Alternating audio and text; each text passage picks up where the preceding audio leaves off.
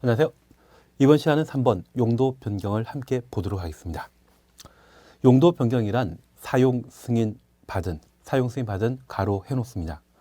건축물의 용도를 변경하는 것을 말하며 특시, 특도, 시, 군, 구청장에 허가 받거나 신고하여야 한다.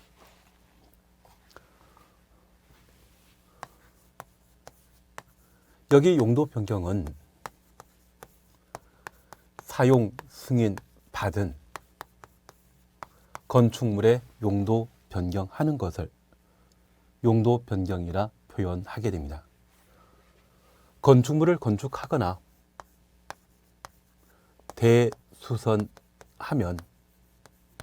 대수선하려면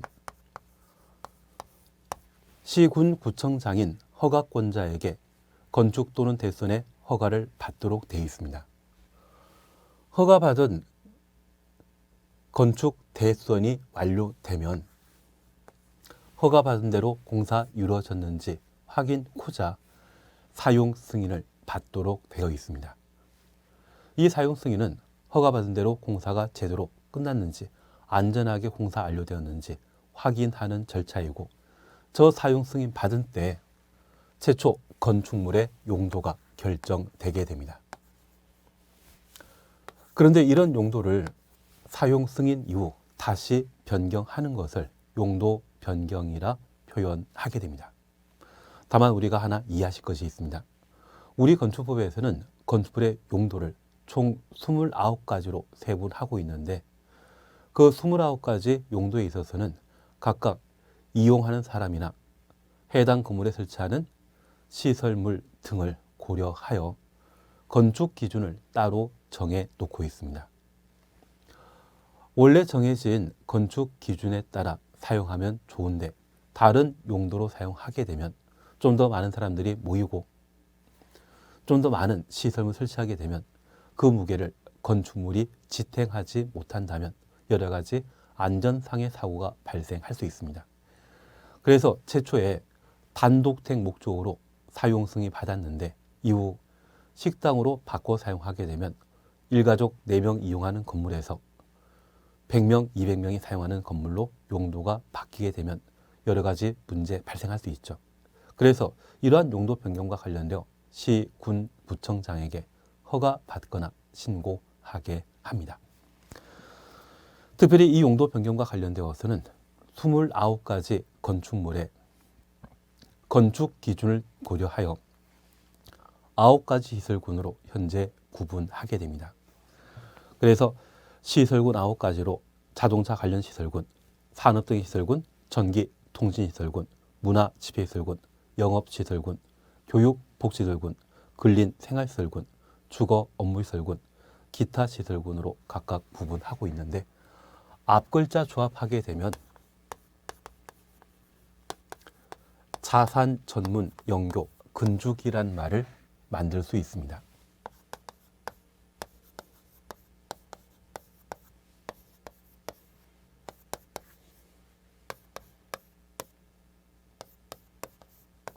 최근 라임이나 옵티모스 이야기 들어본 적이 있습니다.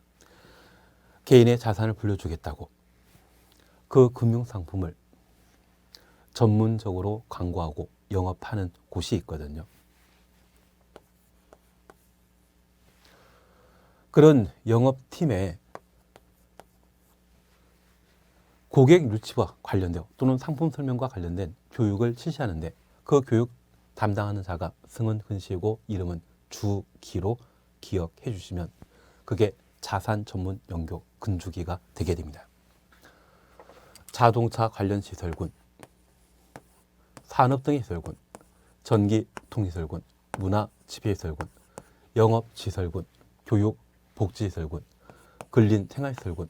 이 근린 생활 시설군은 주택가 주변에 흔히 볼 수 있는 상가를 근린 생활 시설이라 표현합니다. 주거 업무 시설군, 기타 시설군, 9가지 시설군으로 각각 구분할 수 있는데, 이 자동차 관련 시설군에는 자동차 공장이나 자동차 정비 공장이 여기에 포함되는데, 그 자동차를 생산하기 위한 각종 생산 라인에는 여러 가지 기계 장비를 설치해야 되죠. 그런 하중 견딜 수 있도록 튼튼하게 만든 자동차 관련 시설군은 건축 안전 기준이 높게 책정되어 있습니다. 반면 이쪽 방향을 가게 되면 건축 안전 기준이 낮게 책정되어 있는데 이 자동차 관련 시설군에서 산업 등의 시설군으로 용도 변경하게 되면 건축 기준이 높은 곳에서 낮은 곳으로 용도 변경하기 때문에 큰 문제 없다 생각해서 신고하고 용도 변경할 수 있습니다. 우리가 거주하는 주택이 주거 업무시설군에 속하는데 그 주거 업무시설군을 교육, 복지시설군, 학교나 도서관으로 용도 변경하게 되면 많은 사람들이 이용하는 건물로 용도가 바뀌는 것이죠. 만약 이런 경우에는 안전상의 문제를 고려하여 까다롭게 시, 군, 구청장에게 허가받고 용도 변경하도록 되어 있습니다.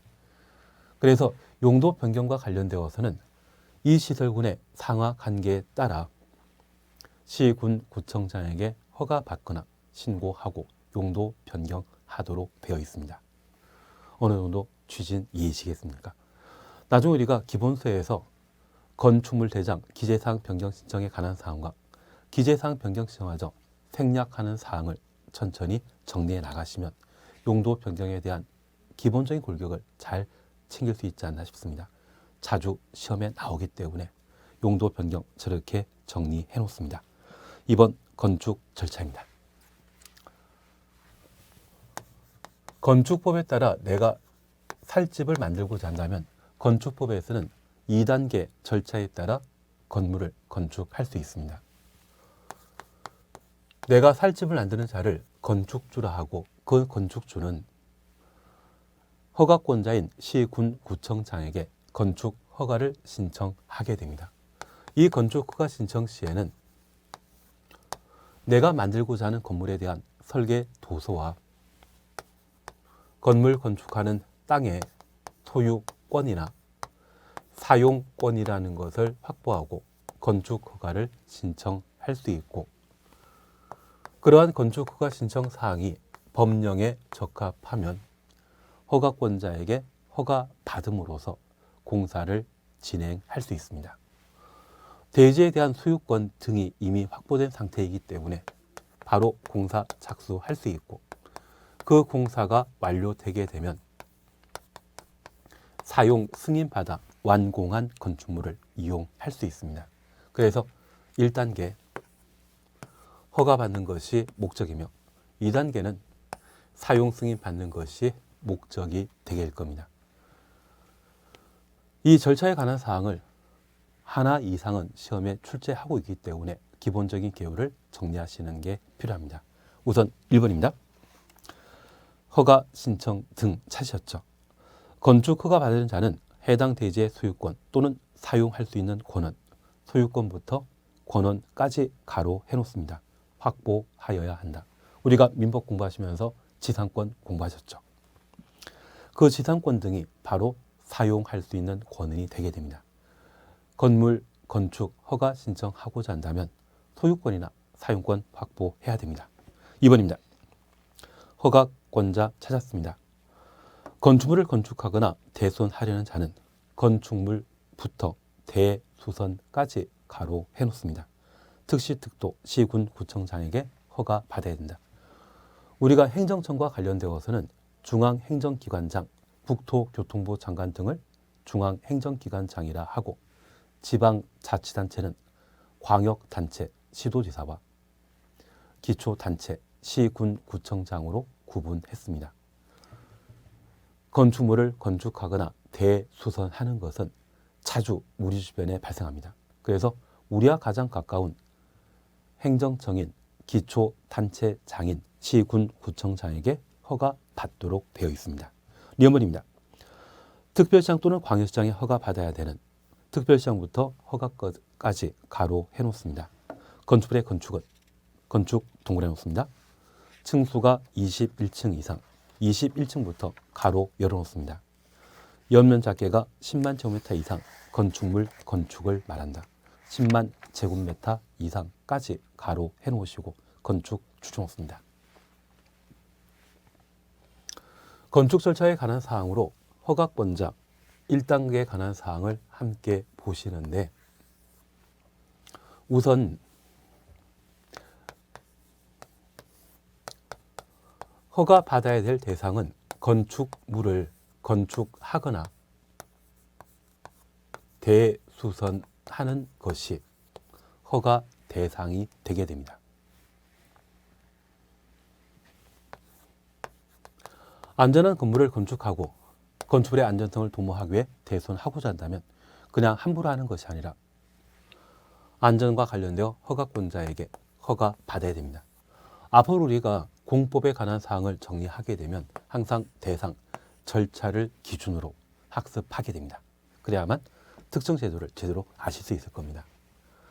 그중에 허가권자와 관련되어서는 우리와 가장 가까운 시, 군, 구청장이 원칙적인 허가권자인데, 예외적으로 특광이 허가권자가 되는 경우가 있습니다. 여기 특별시, 광역시는 서울을 말하는 것으로서 서울의 행정관할구역에 속해 있는 곳에, 그런데 서울을 벗어난 경기도 성남시는 서울시장이 관할 아니죠. 그때는 성남시장이. 그래서 서울 그리고 인천광역시 아닙니다.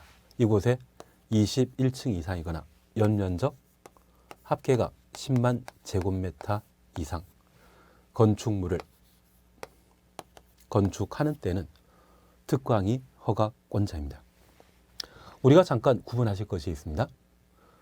국토의 계획 및 이용에 관한 법률의 제정 목적은 기, 환, 경이 목적입니다. 기반설, 환경, 경관이죠. 그중에 기반설, 설치하는 것이 국토의 계획 및 이용에 관한 법률의 제정 목적인데, 이 기반설의 규모가 크고 공익사업에 해당되게 되면 도시군 관리계획으로 결정해서 설치하며, 이 기반설이 작고 사익을 추구하는 것이라면 특광시군에 허가를 받도록 되어 있습니다. 그러면 이번에 연면적 10만 제곱미터 이상의 건물을 건축하게 되면 이것 규모 크거든요. 우리가 국민택 규모라고 하는 주택은 주거 전용 면적이 85제곱미터입니다. 공용 부분의 면적은 25제곱미터인데, 국민택 규모를 분양하게 되면 주거 전용 면적과 공용 부분 면적 합이 110제곱미터이거든요. 110제곱미터 대충 1000세대라고 하면 그게 연면적 합 10만 제곱미터 이상입니다.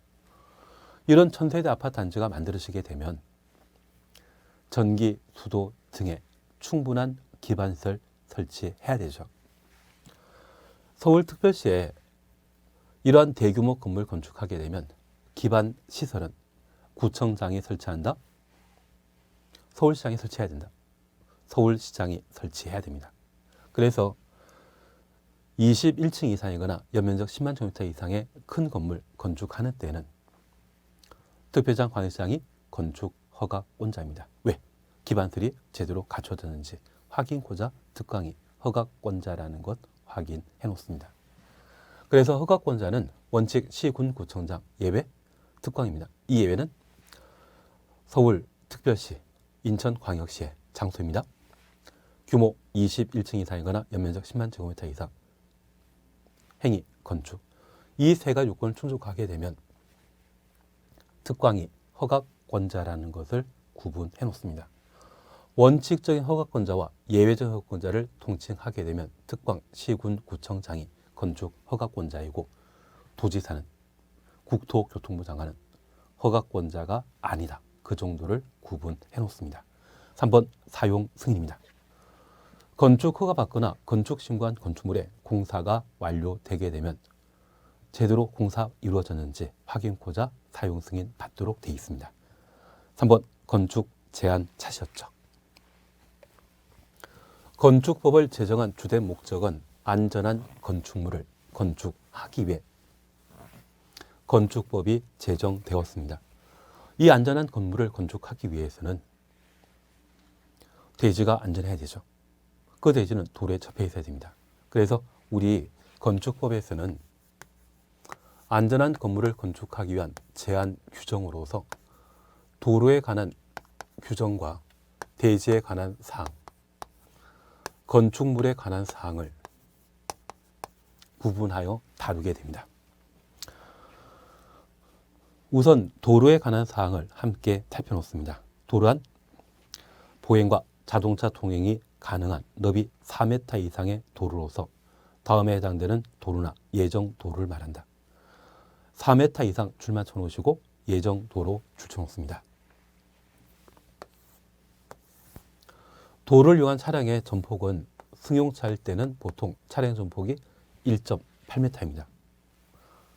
두 대 차량이 교차하고 사람이 도로를 걸어 다니기 위해서는 폭 4m 이상의 도로가 필요합니다.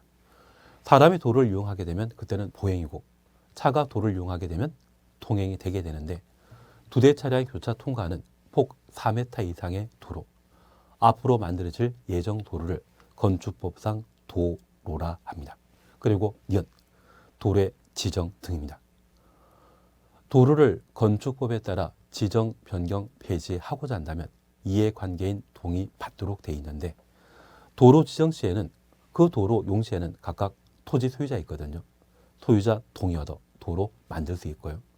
도로를 폐지, 변경하고자 한다면 그때도 이해관계인 동의받아야 되는데 이때 이해관계인은 토지 소유자 아니라 도로 사용하는 자입니다.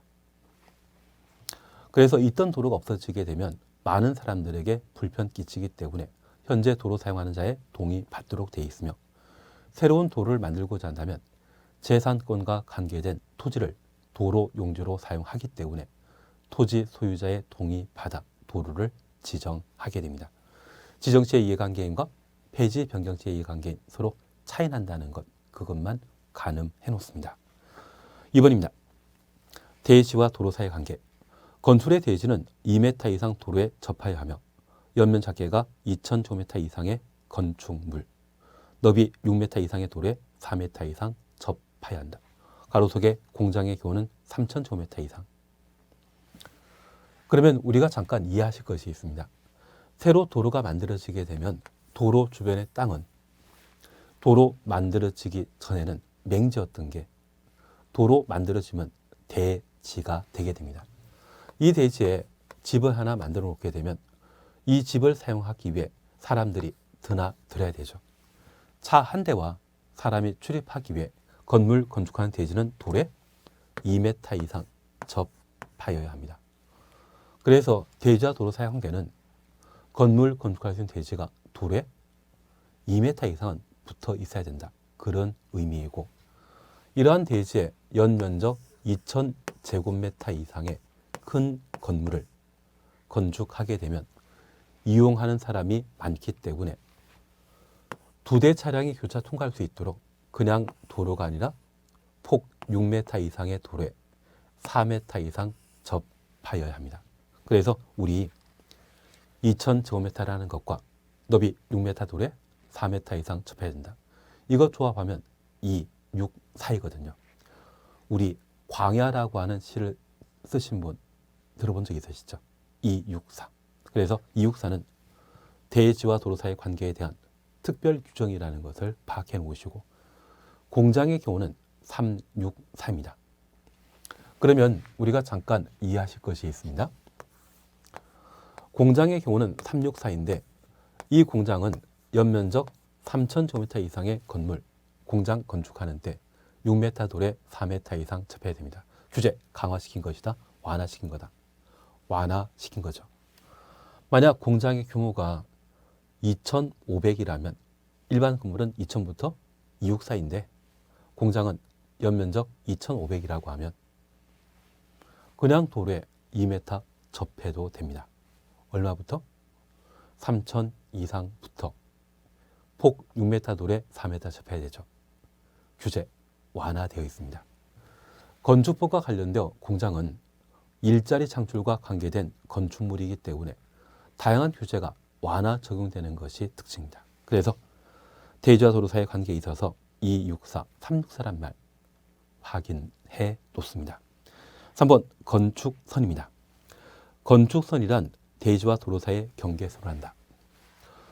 건물 건축하는 모든 대지는 도로에 접해야만 대지이죠.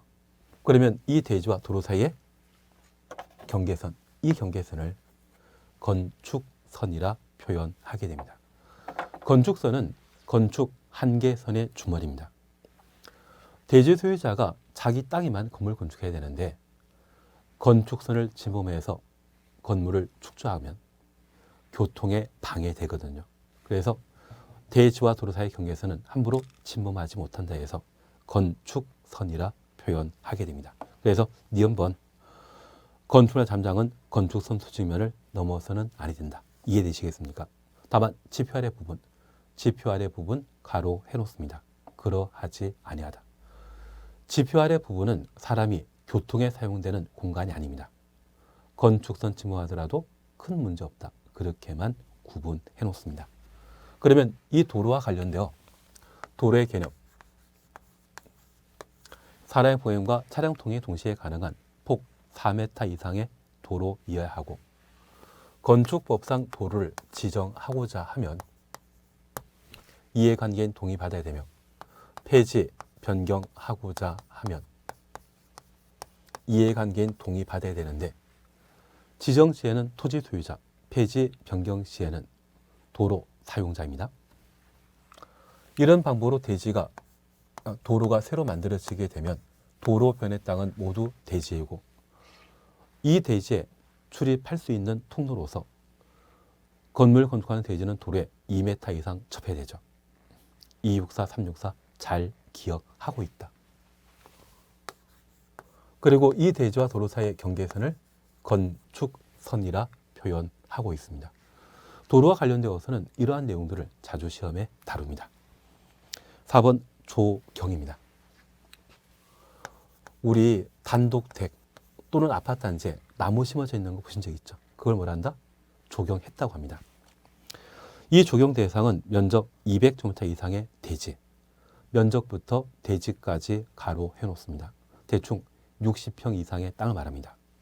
건축하는 건축주는 조경하여야 한다. 나무 심도록 되어 있거든요. 그래서 조경 대상이 무엇인지를 한번 구분해 놓으시고 이 조경을 자주 시험에 출제하기 때문에 우리는 기본서 공부할 때 다시 한번 정리하시면 될 겁니다. 4번 건축물의 건축 제한 완화 함께 봐놓습니다.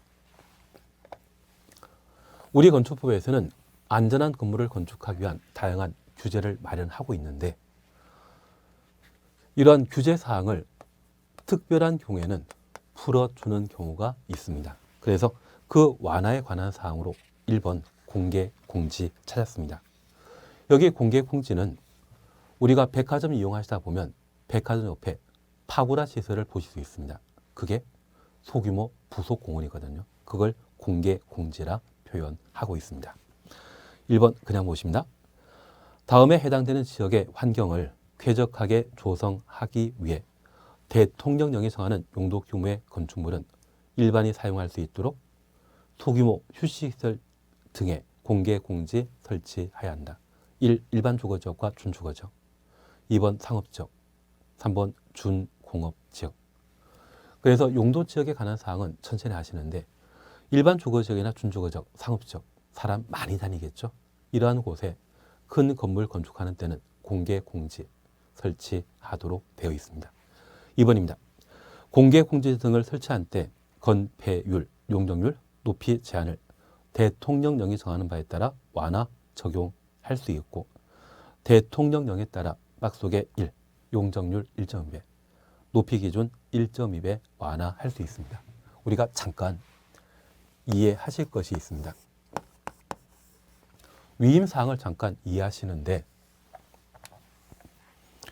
공개 공지 설치하면 법률에서 건폐율, 용적률, 높이 제한을 완화할 수 있다 라고 정해놓고 대통령은 바로 시행령을 말합니다.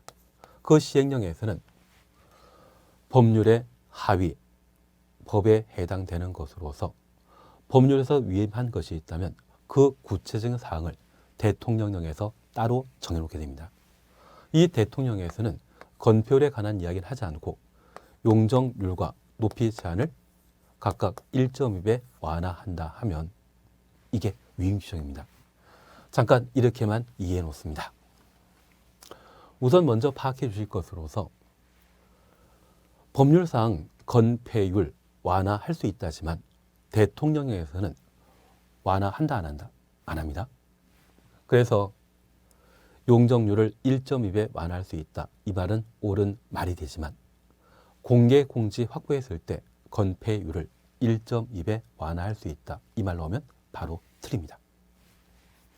그러면 내가 자제분에게 또는 조카들에게 돈 1,000원 주면서 오뎅이나 떡볶이 사 먹어라. 이렇게 돈 줄 수 있죠. 그런데 이 돈 1,000원 가지고 오뎅 1,000원을 사 먹었다고 하면 아무 문제 없는데 엉뚱하게 저금한다고 저축하고 내 생일날 그 돈 모아가지고 생일 선물하면 나는 야단친다? 칭찬한다? 칭찬할 마음이시죠. 그런데 위임받은 데 사용하지 않는다고 하면 나중에 이것 법령에 따르게 되면 처벌 대상이 되게 됩니다. 가끔 요즘 검찰청이나 또는 법무부에 특활비 사용 가지고 논란 많지 않습니까? 그런 부분 일단 접어놓더라도 각 지방자치단체에서는 정부의 다양한 교부금이 나오는데 그 교부금을 제때 사용하지 않는다면 그 지방자치단체에는 그 돈 필요 없다 해서 다음에 예산 삭감시켜버린다더라고요. 그래서 법에서는 어떤 용도로 사용하라 구체적으로 정해 놨다고 하면 그에 따라야 되지 엉뚱하게 사용해서는 안 됩니다. 그래서 공개 공지 설치했을 때 건폐율, 용적률, 높이 제한, 대통령령이 정하는 바에 따라 완화할 수 있다. 그래서 건폐율을 완화할 수 있다. 이 말은 맞는데 대통령령을 살펴보니 용적률과 높이 제한에 대해서만 1.2배 완화한다고 하면 건폐율은 1.2배 완화하는 거 아니죠. 그래서 건폐율 뒤에 1.2배 완화한다. 이 말 나오면 틀린 지문이 됩니다. 조금 이해하시겠습니까? 용적률 높이 제한에 대해서만 1.2배 완화한다. 그 정도를 살펴놓습니다. 이번 특별건축구역은 용산 국제업무지구가 특별건축구역입니다. 초고층 건축물을 쉽게 만들 수 있도록 다양한 규제를 풀어주는 것이 특별건축구역이고 이러한 특별건축구역은 국토교통부 장관 또는 지도이사가 지정할 수 있습니다. 다만 다음 어느 하나에 해당되는 지역은 특별건축구역으로 지정할 수 없다. 개발제한구역은 그린벨트입니다. 개발용지다, 비개발용지다. 자연공원은 국립공원입니다. 개발 못하죠. 접도구역은 도로에 접해 있는 땅인데 시골 지역에는 교통안전시설이 부족하여 이 접도구역을 따로 확보합니다. 가끔 차량이 도로 이탈하는 경우가 있거든요.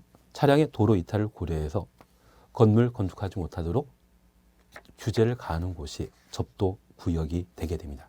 4번 보전 산지 개발 못합니다. 이러한 네 곳은 특별건축구역의 지정 대상이 못 된다라는 거 기억하시고 얘는 개발용지다, 비개발용지다. 비개발용지로 파악해 놓습니다. 반면 도시개발구역, 택지개발지구 이러한 곳은 개발용지로서 특별건축구역으로 지정할 수 있는데 특별건축구역 지정할 수 있는 자가 국토교통부 장관 또는 지도지사라는 것 다시 한번 살펴놓습니다. 3번 건축협정, 결합건축 등이 있습니다. 여기 건축협정과 관련되어서는 우리 다음 시간에 다시 한번 살펴보는 것으로 하겠습니다. 오늘은 여기까지 함께 하겠습니다. 수고하셨습니다.